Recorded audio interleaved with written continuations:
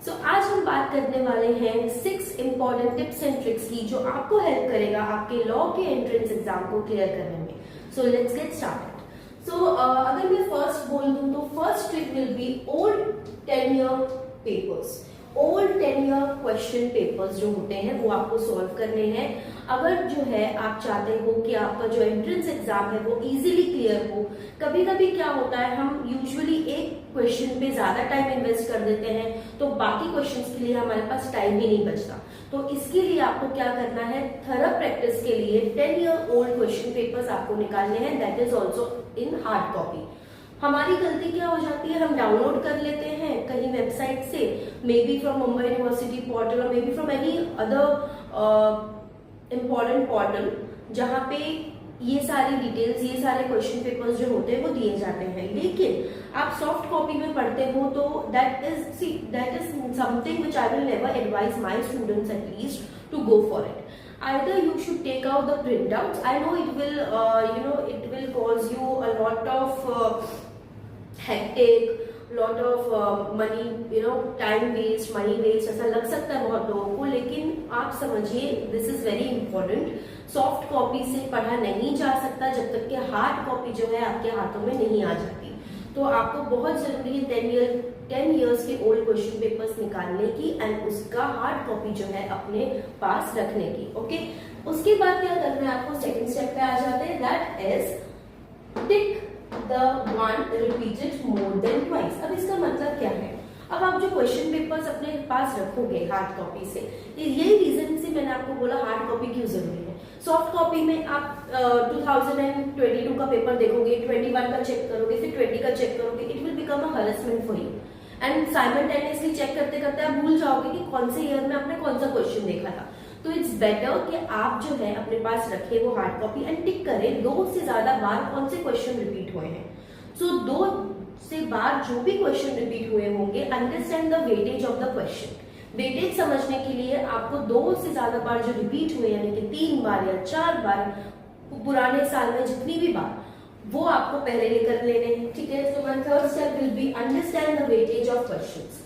Question को समझिए कौन से टाइप के क्वेश्चन ज्यादा पूछ रहे हैं, टॉट में से ज्यादा पूछ रहे हैं, कंटेंट से ज्यादा पूछ रहे हैं, या आई am talking about only law के सब्जेक्ट्स के बारे में मैं आपसे बात कर रही हूँ। लॉ एंट्रेंस में आपको काफी सारे अलग सब्जेक्ट्स भी होते हैं, जैसे कि इंग्लिश ले लीजिए, लॉजिक ले लीजिए, लेकिन currently I am talking only about legal reasoning and which is related to your law. ठीक है, अभी एग्जाम्पल के तौर पे मैं आपको बता रही हूँ कि आपको समझना है। For an example let me take legal reasoning का सब्जेक्ट इन लॉ। तो उसमें आपको कैसे करना है, उसमें आपको सॉल्व करना है 1 से ज्यादा बार जो रिपीट हुआ है, 2 से ज्यादा बार रिपीट हुआ है। So it doesn't mean that I am telling कि 2 से बार जो रिपीट हुआ है 2 या 1 बार वो आपको नहीं करना है लेकिन एट द एंड। पर पहले आपको प्रायोरिटी देनी है उन क्वेश्चंस को जो 2 बार से ज्यादा रिपीट हुए। Please again and again I am retreating that so that आपको समझ में आए कि मैं क्या बोल रही हूँ। Next is make notes and revise. अब आप नोट्स बनाने तो नहीं बैठोगे, of course it is not a theoretical paper, it is CBT, तो ये ऑनलाइन होने वाला है। तो इसमें आप करेंगे क्या, तो यहाँ पे आपको समझना ये है कि मेक नोट्स का मतलब होता है यहाँ पे आप बनाएंगे sticky notes.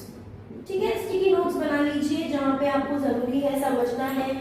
For example English की मैं बात कर रही हूँ, इंग्लिश के बारे में हम बात करते हैं, जैसे कि पैसेज हुआ, पैसेज के अंदर आपको टोन समझना होता है ऑथर का, तो I will be underlying, I can not underline of course because it is online exam. So blank page मिलता है बिकॉज लॉजिक रीजनिंग भी होता है। तो ब्लैंक पेज के अंदर जो है आप कीवर्ड्स लिख लीजिए ताकि आपको समझ में आए। तो I am telling you how to identify and how to use the tricks. ठीक है, तो अभी उसको नोट्स बनाने के बाद आपको क्या करना है, रिवाइज करना है। After revision put the timer on. अब टाइमर ऑन का मतलब क्या है,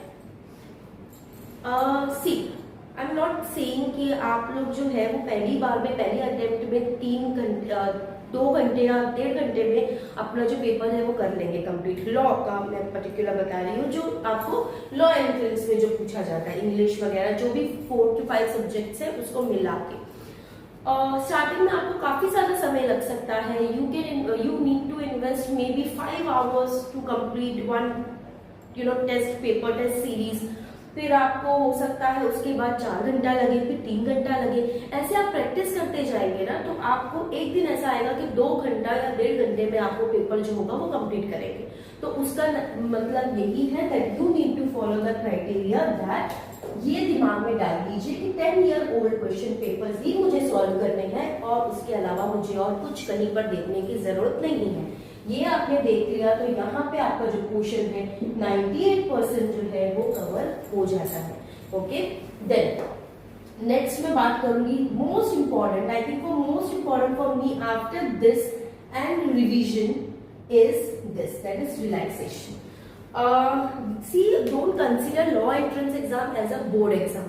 ठीक है, बोर्ड एग्जाम भी लोगों ने बहुत ही ज्यादा इसका व्हाट वी कैन से एक बहुत थ्रेटनिंग सा चीज बना दी थी कि बोर्ड एग्जाम है, बोर्ड एग्जाम है। अरे board exam is very easy, जो भी आपने पूरा साल पढ़ा है वही देना होता है। लॉ में भी जो भी आप महीने भर पढ़े हो, जो भी आपके पास महीना था, साल था, जितना भी टाइम था, अब यही आपने इन्वेस्ट किया है, तो डरने की क्या बात है। तो इस सिचुएशन में आप लोग क्या करते हो, नहीं मैं टीवी नहीं देखूंगा, या पेरेंट्स, मेरी अपील है to all the family and to all the families parents that कि आप लोग जो है वो ऐसा मत कीजिए। Give your child a time for themselves also, क्योंकि क्या होता है अगर आप कंटिन्यूसली पढ़ोगे विदाउट एनी ब्रेक तो आपको लगेगा कि मैंने इतना टाइम दे दिया, but at the end of the time when the exam will arrive at that time आप ब्लैंक हो जाओगे। सो रादर ब्लैंक होने से अच्छा है कि आप अपने आप को थोड़ा रिलैक्सेशन का टाइम दो। If you are giving 12 hours for study और 8 आवर्स फॉर स्टडी, तो at least give 2 hours in a day for yourself. 2 घंटे में आप रिलैक्सेशन का कोई भी मोड अपना सकते हो।